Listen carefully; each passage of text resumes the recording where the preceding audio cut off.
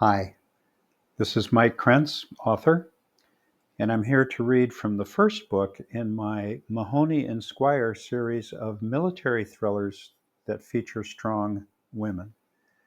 The title is Her Show of Force. Chapter 1, March 21st, 2003, Persian Gulf. Weapons spent, the Fa-18 Hornet streaked over the coast of Iraq into total blackness over the Persian Gulf. At the controls, Lieutenant Commander Kate Scarlett Mahoney announced "feet wet" into her helmet microphone. She climbed the jet to 3,000 feet and let herself relax for the first time since the mission began hours ago. Flashes of warning lights from the instrument panel interrupted her in mid-breath. "Left engine fire." Kate pushed the fire extinguisher button and shut down the engine. The jet rolled left, as expected when flying with an unopposed right engine. She made the proper control corrections, confirmed the fire was out, and continued a gradual single-engine flight toward USS Constellation, the aircraft carrier from which she had launched 3 hours earlier. The photo of Patrick smiled at her from where she'd pasted it to the instrument panel. "Almost home, kid." The Hornet lurched into a violent left roll. Kate pushed the control stick to the right. No response. Kate reached between her legs as she announced her dilemma. "Lost controls. I'm ejecting." She yanked the yellow-black striped handle. The jet's canopy blew away a second before the ejection seat holding Kate shot into the overcast night. The crippled jet fighter plunged away toward the Persian Gulf. "Hang on tight, Patrick." The acceleration force caused her to black out.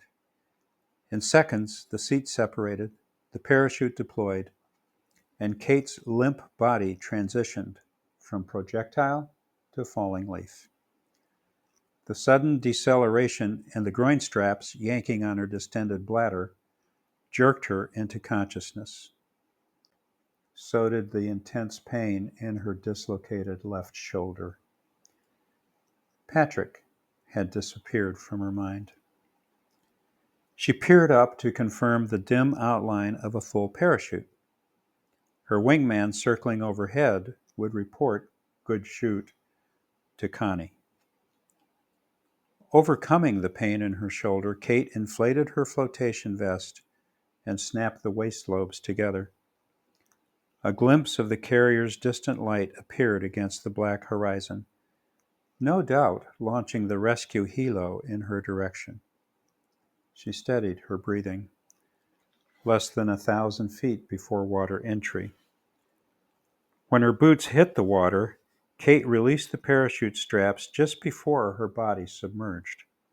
In seconds, she popped through the surface and used her uninjured arm and 2 muscular legs to swim away from the parachute. She floated on her back. Euphoria rolled over her in harmony with the sea swells. Woo-hoo! Besides her first combat sortie, delivering shock and awe to Saddam Hussein's Baghdad on this night, Scarlett Mahoney had survived an engine fire and shutdown, single-engine flight, catastrophic hydraulics failure, loss of flight controls, and low-altitude ejection. A water rescue would complete the scenario. The docks would fix her shoulder. Scarlett would fly again. She would reunite with Patrick. What more could a girl want? Chapter 2, March 22nd, 2003, San Bruno, California. Happy birthday, dear Patrick. Happy birthday to you. Aunt Colleen set the cake in front of Patrick as his friends and their mothers gathered around the table. He took a big breath and blew with all his might. 4 candles went out right away, but he needed a quick second puff to put out the 5th one. Everyone clapped and cheered. Patrick stared past the chocolate-frosted cake to the presents on a side table in the mall's party room. He couldn't wait to open them, especially the one in blue wrapping tied with a white ribbon. Aunt Colleen had said Mommy sent it all the way from Iraq. That must be far away. Mommy had been gone forever. Why didn't any of his friends' mommies ever go to Iraq? His aunt dished out the cake and ice cream. Patrick gobbled it down. Once they all ate, he could open presents. He got mad when some kids wanted seconds. Time came to open the gifts. A dump truck, an ambulance with flashing lights and a real siren, Power Rangers action figures, a transformer, and a tablet he could draw on, then erase. Aunt Colleen had saved the present from Mommy for last. She made him listen to her read the card first. Dear Patrick, happy birthday. I miss you very much. They don't have malls or toy stores where I am, but I found something I hope you enjoy. I love you.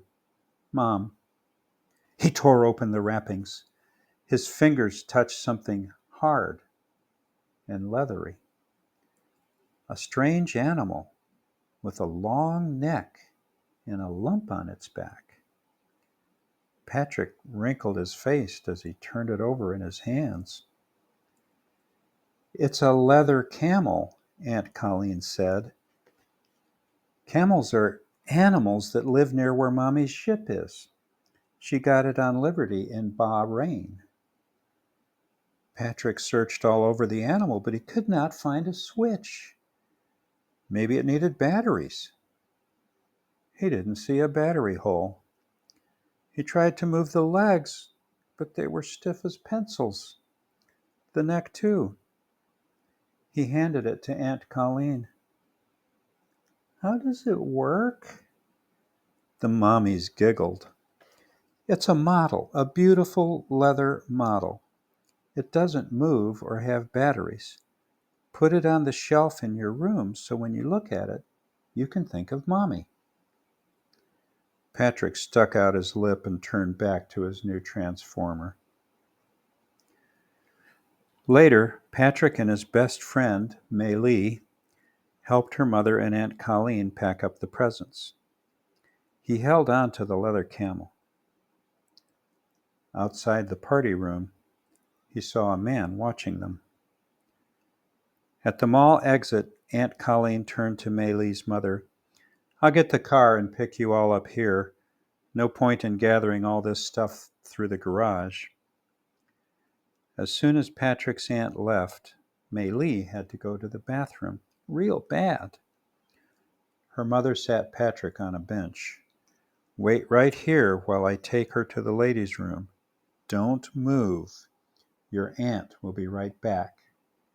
She took Mei Lee's hand and rushed into the bathroom. Patrick sat and examined his camel. Hi, son. The same man who had watched them leave the party room. His smile made Patrick sink into the bench. The man pointed to the box of presents and the camel in Patrick's hand. Someone had a birthday party. Patrick nodded. How old are you? Patrick held up 5 fingers. 5 years old. You are a big boy, aren't you? Patrick looked away. He felt like crying. The man dropped to one knee. What's your name? Patrick stared at the floor.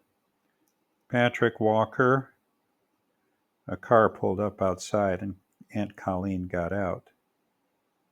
When Patrick looked back, the man had left. Thank you for listening, and I hope you enjoy the rest of this book as well as the other two books in the Mahoney and Squire series.